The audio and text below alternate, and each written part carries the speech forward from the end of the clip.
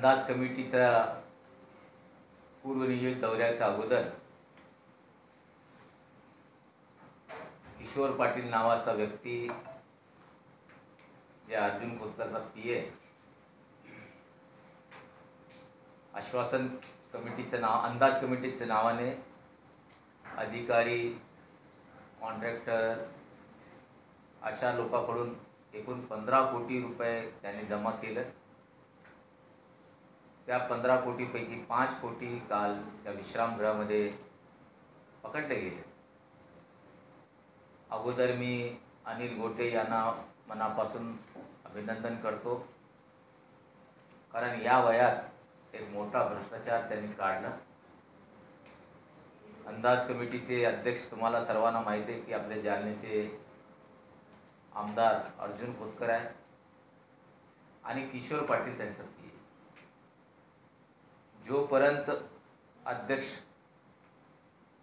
पीएला बोलत नाही तोपर्यंत पीए काही काम करत नाही।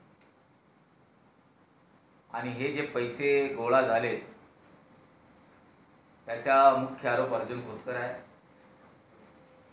अनिल गोटेने तक्रार केलेली आहे, संजय राऊतने तक्रार केलेली आहे।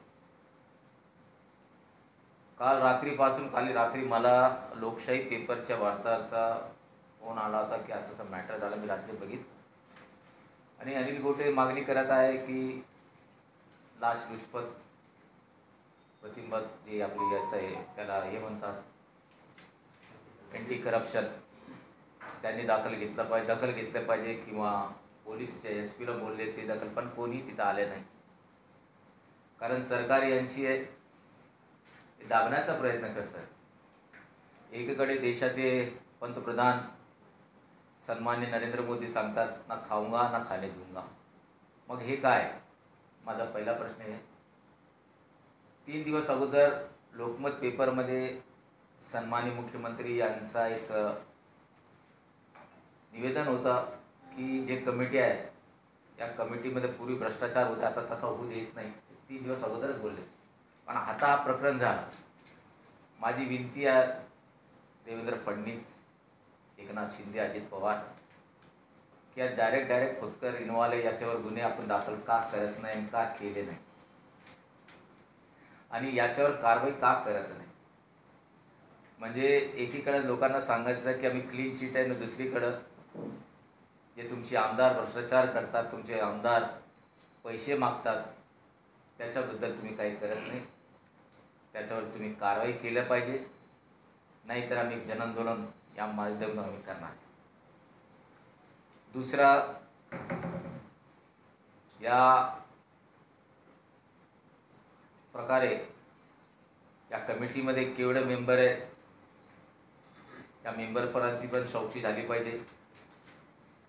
याचा फार मोठा एक रॅकेट असतो आणि या रॅकेटची वर कारवाई झाली पाहिजे आणि अर्जुन खोतकर यांना आमदार पदातून हकालपट्टी केली पाहिजे किंवा त्याचा राजीनामा घेतला पाहिजे। हा माझा मूळ प्रश्न आहे।